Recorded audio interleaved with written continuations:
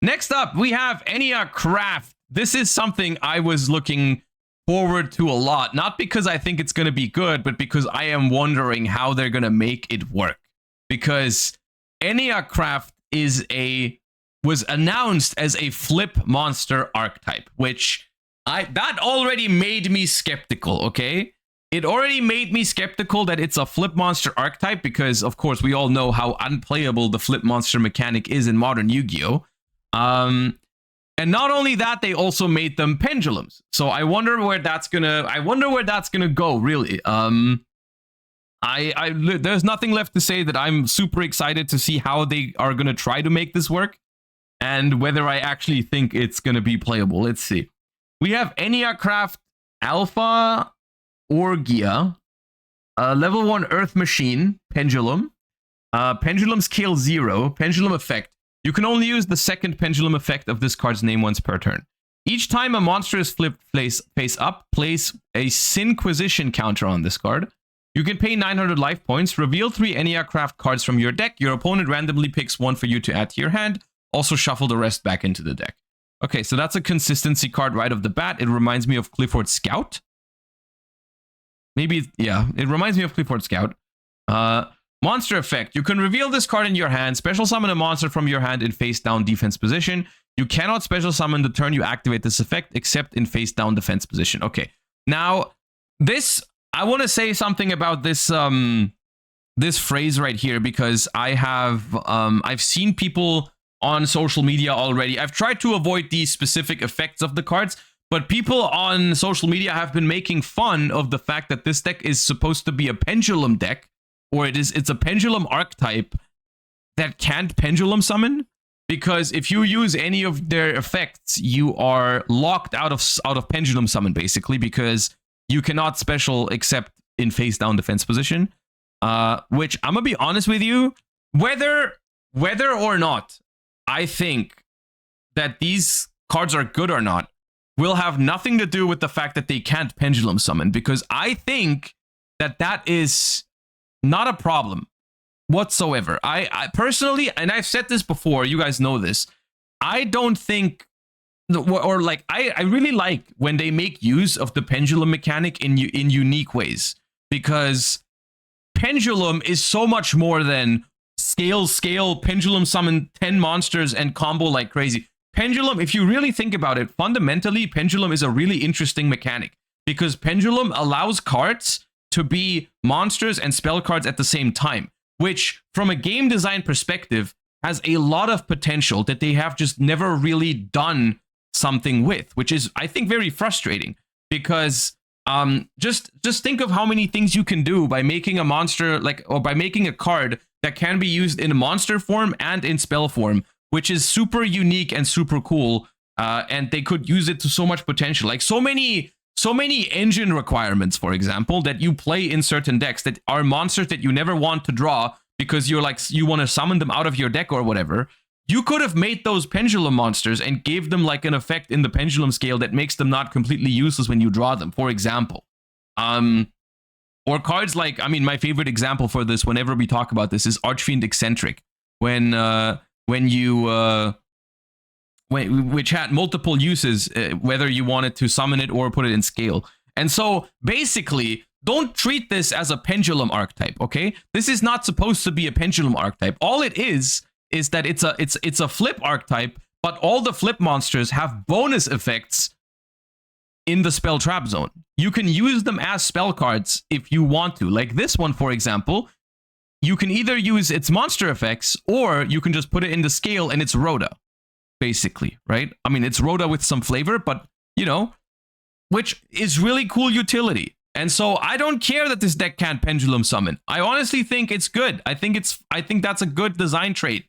I think just giving cards bonus effects by making them pendulum is fine.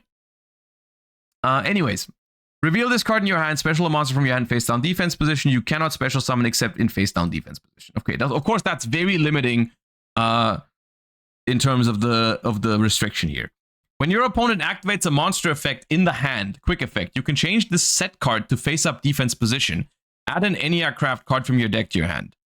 If this card is flipped face up, destroy a monster your opponent controls. Oh, This feels illegal. Anyone else? Anyone else feel like this feels illegal to just activate a face down monster's effect? I mean, technically, now that I'm thinking about it, it's not different than flipping up a trap card. You know what I mean? It's not that different in terms of like your opponent activates a monster effect and you're like, okay, I'll activate my face down Solemn Strike. But something about this just it's like one of those things that feel illegal but definitely aren't. Because like, okay, yeah, I mean, instead of flipping up your face down trap card, you're just gonna flip up your face down monster card, I guess. So they kind of work like trap cards, I guess, right? They work like trap cards, but you can technically immediately activate them on your first turn, right? Like you set it to your field basically, and then yeah, okay. I mean, okay. Just look at what we have here first. We're going to go through all of them, of course, but in this first card already, we have a monster that can be placed into the Pendulum Zone, and then it's basically Qliphort Scout, which is a good pendulum effect to have. You know, pay 900, search for a card from your deck, that's fine. And then in hand, you get to special summon any monster from your hand in face down defense position, not itself necessarily. Also, you guys have pointed out, none of this is once per turn. So you can technically, if you have this one in your hand, you can reveal it and special your entire hand face down, like multiple times, multiple monsters. What you do with those then is you know, the question, I guess. But okay. So and then if your opponent plays into this, you go +2, right? When your opponent activates a monster effect in hand, you're going to flip it face up, you're going to add a card, and you're going to then destroy a monster on the field in a new chain. Okay, sure. I mean, honestly, I think I need to get the full picture first. We have Alazonia, also a level 1 Earth Machine, also a scale 0. Also has, each time a monster is flipped face up, place a counter on this card. You can pay 900, reveal 3 Enneacraft, your opponent randomly. Oh, do they all have this? Do they all have the scale effect? Now that's neat. That is neat. That means every single one of your cards can be a Rhoda. That makes the deck probably hyper consistent.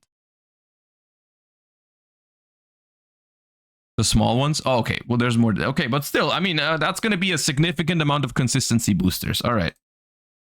You can reveal this card in your hand, special a monster from your hand in face down defense position. You can't. Oh, they all have this too. Okay.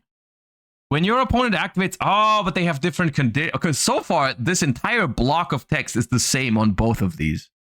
When your opponent activates a card or effect that includes adding a card from deck to hand, quick effect, you can change this set card to face up defense position, add an Enneacraft card from your deck to your hand. You know what I like about this? They don't negate the thing that your opponent is trying to do. I think in general, this is a very healthy interaction. Like, they go +2 when your opponent does the thing, but they don't negate that thing. At least not the small ones. Yet. I mean, okay, sure. I guess from that, they will have a negate later. Change this set card to add an Enneacraft from your deck to your hand. Okay. So what I... Oh, this is so hard. It's so hard to evaluate because they work so differently from any other Yu-Gi-Oh deck so far. But I do think that's fun. I do think these are fun to think about because they're so different.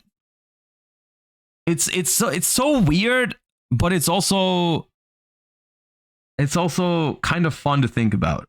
But I kind of just want to keep reading before I draw conclusions because it's going to be impossible to guess. To evaluate. Okay, we have Tromaria.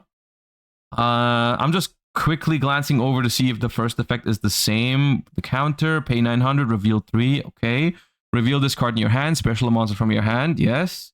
When your opponent activates a card or effect that includes special summoning a monster, you can change this card to face up defense. So they all have, when your opponent does something, they have different conditions. Then you can flip it up. Then you always add an Enneacraft card from your deck to your hand. And then they have a flip effect that's also different. Right? So this one is banish a random card from your opponent's hand. This one is negate the effects of a monster. And this one is destroy a monster. All different conditions. And different effects then. Okay. Then we have Okneria, which is also the counter, also the reveal and add. Reveal this card in your hand, special summon. When your opponent activates a card effect in the grave or banishment, quick effect, change this card, add an Enneacraft. If this card is flipped face up, shuffle up to 3 cards from your opponent's grave and or banishment into the deck. Okay, graveyard interruption. The problem with this one in general, I mean, they all have this problem, I guess, is that you are responding to an effect and then they get flipped face up and then the new effect activates in a new chain, which means that, for example, when your opponent activates a grave, like Fabled Lurry in the graveyard to bring itself back, you can chain this to flip it up, but then once this effect activates, the Lurry is already out of the graveyard. You know what I mean? Like the Lurry is already gone, right? It's they are very slow in the way they interact. But okay. I want to say these small ones, because I do see we have a big one next. The small ones, I think, are a solid baseline for what the deck is going to be, because that means we have 4 small Enneacrafts, and that's basically, the deck has 12 Rhodas, right?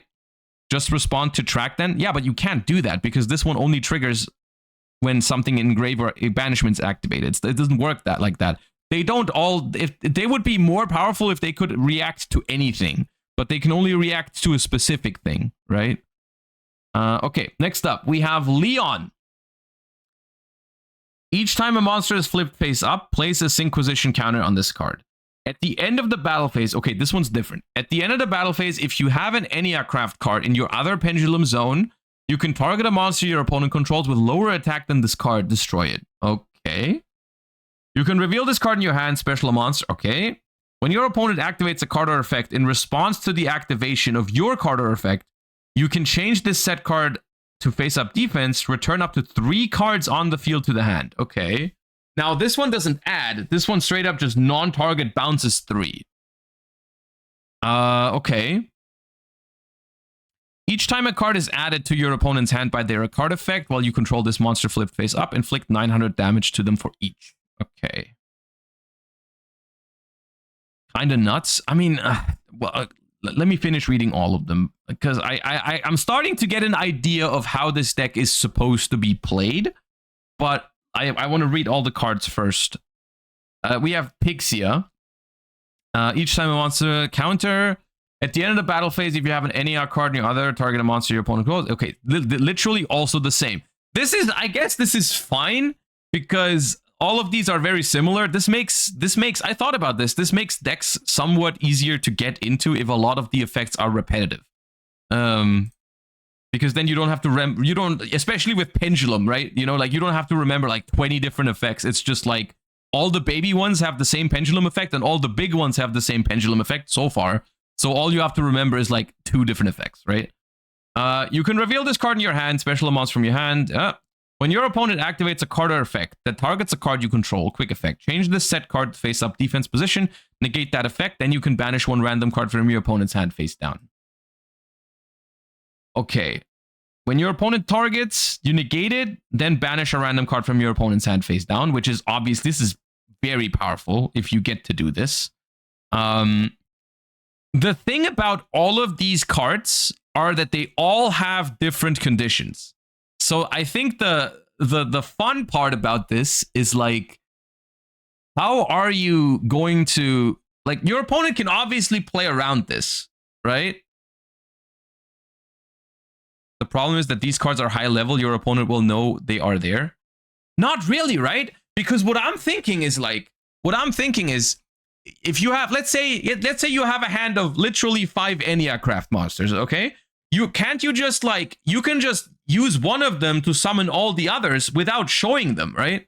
So like they only know the one you show them over and over again, but they don't know the other ones, right? So you kind of have to, like, playing against this deck seems like you're going to have to really maneuver around the info that you have. And then, like, it's a lot of risk management, right?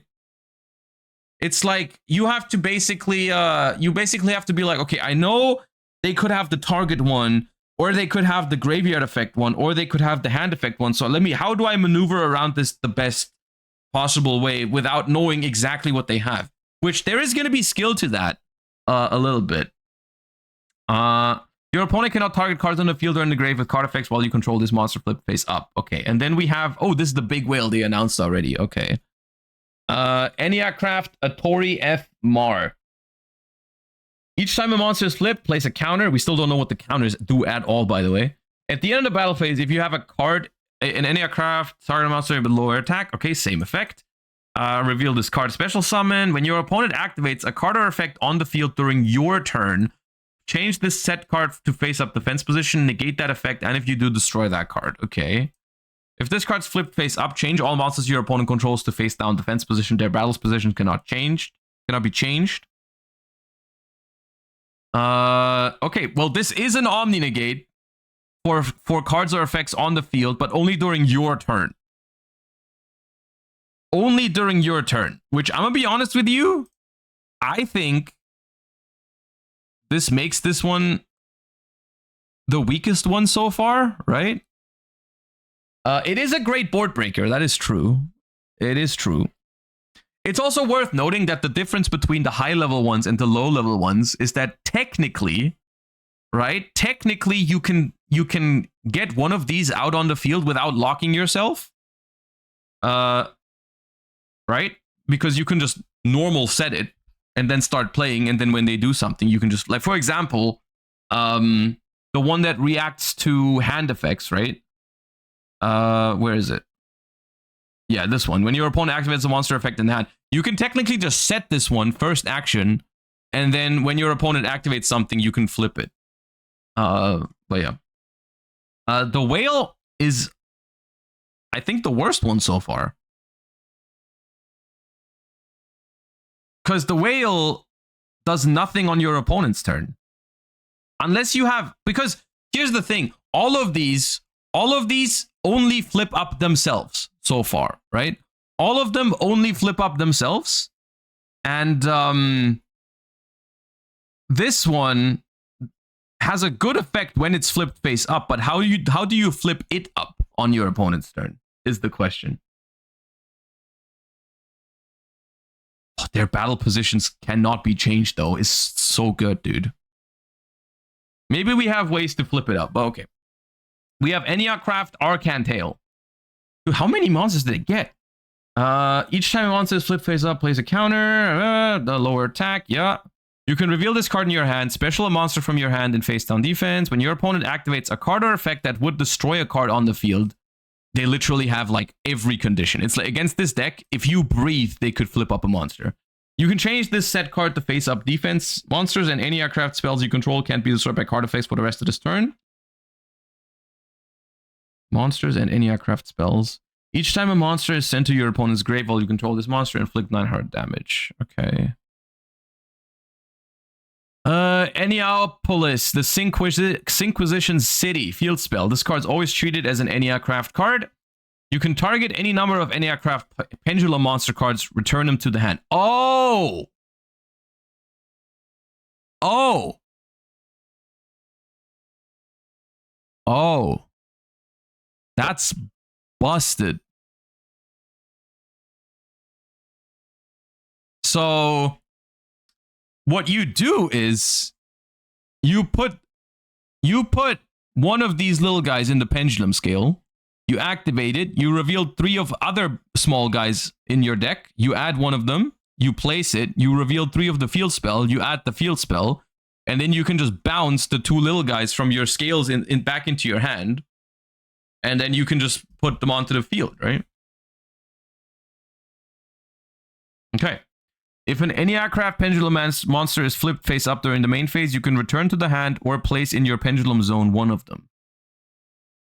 Okay, once per turn during the end phase, remove all Synquisition counters from cards you control, and if you do, inflict 900 damage to your opponent for each. Okay, so I guess what I'm getting from this, because this has 900 burn damage on it, this one has 900 burn damage every time a monster is sent to the grave. And then there was another one. Each time a card is added to your opponent's hand, right? So 900 damage.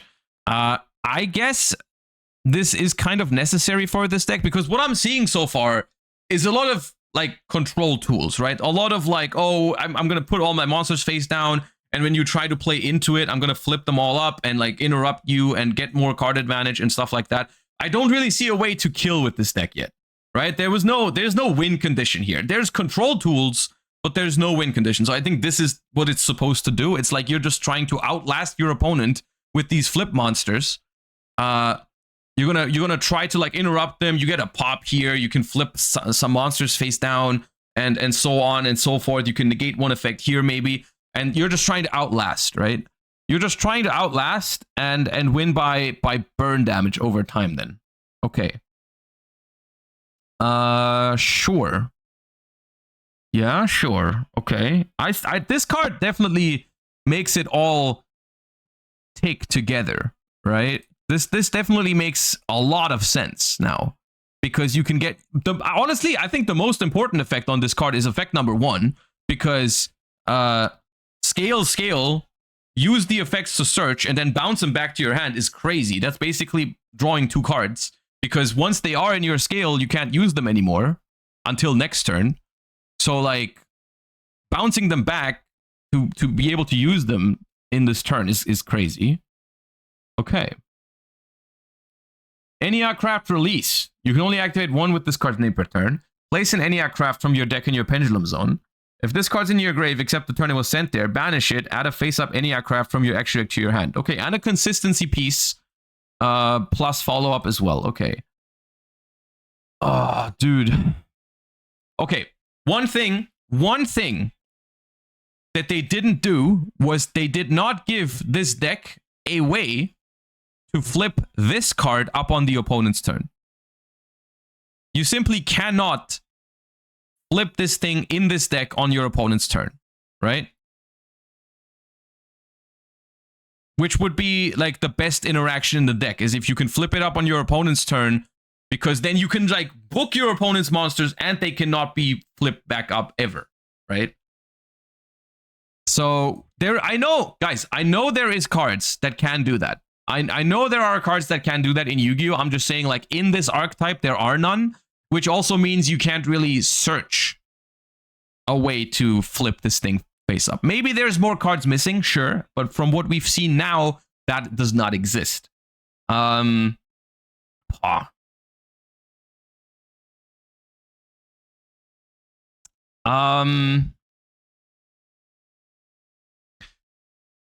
This is honestly, you know, I want to say I want to say something. I like this deck, not in the sense that I'm not sure this is going to be good, but the reason why I like this is because it's such an interesting design direction that like I couldn't have imagined beforehand. Like when they announced a flip archetype for this deck building pack, I was like, how are they gonna make that work at all?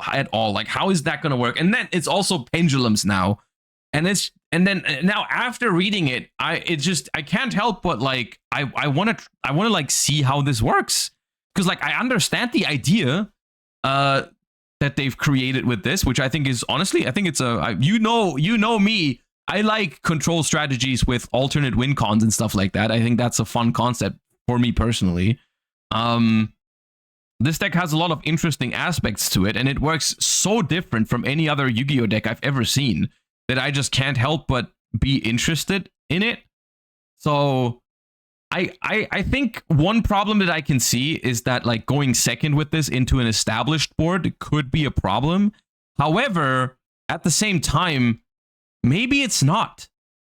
Maybe it's okay, because you can play so many cards that when your opponent interacts with you, you get more card advantage, right? Like if you, I don't know, if your opponent has a monster on the field that you find annoying, right? Like if you go ahead and you activate this thing in your hand to put it face down on your field, while you start to play into a board with this, right?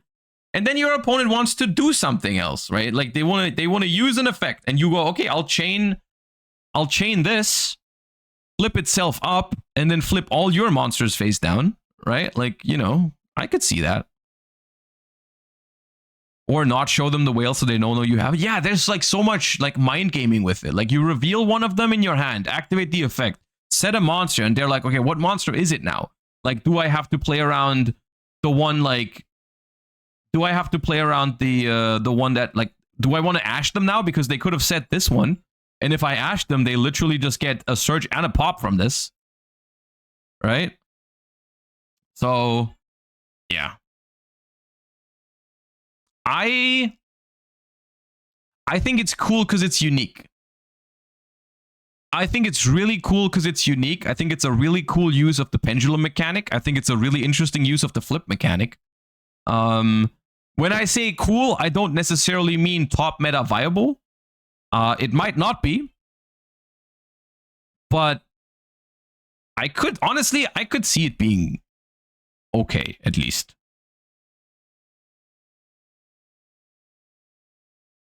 Yeah.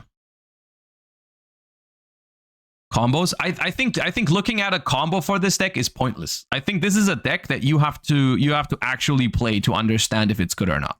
Because I'm gonna be honest with you, even if you show me a 1-card combo right now that puts like all 5 different Enneacrafts onto the field, it does not matter to me. That means nothing.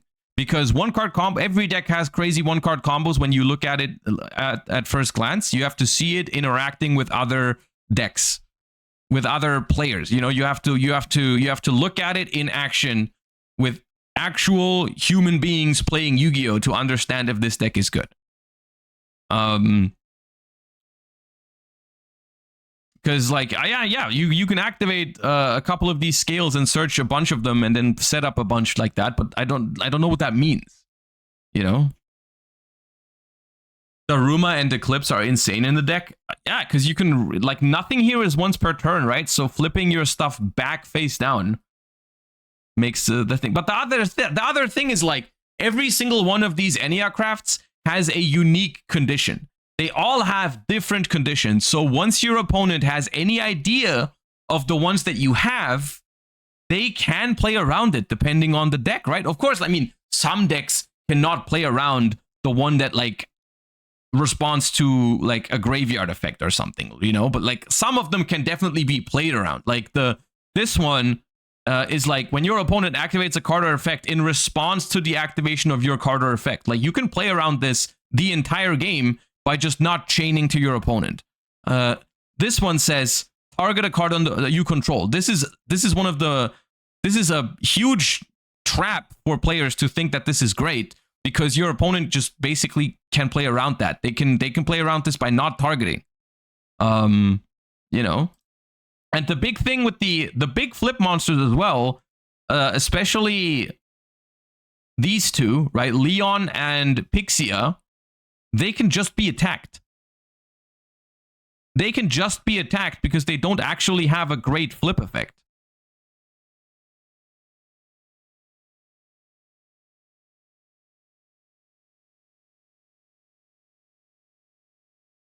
The flip effects of the monsters are mandatory, so sometimes they will be forced to respond. What do you mean?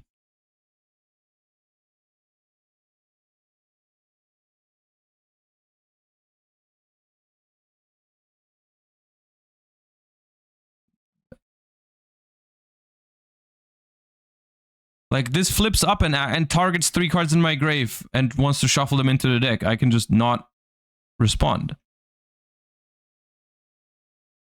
You will always be chain link 1. No, I understand that, but you don't have to chain to it if you don't want to get punished by this. But yeah. Honestly, I think at this point, these are still a couple of months away. But my first impression is that it's a fun concept to think about. I think the design is cool here. It's very unique. And I wish they did this more with Pendulum. I really wish they did this more with Pendulum, where they make something unique out of it instead of just more Pendulum slop. I think this is cool. I think it's a cool archetype. I'm excited to try it. I don't know how good it's gonna be. Honestly, it's ultimately flip monsters still.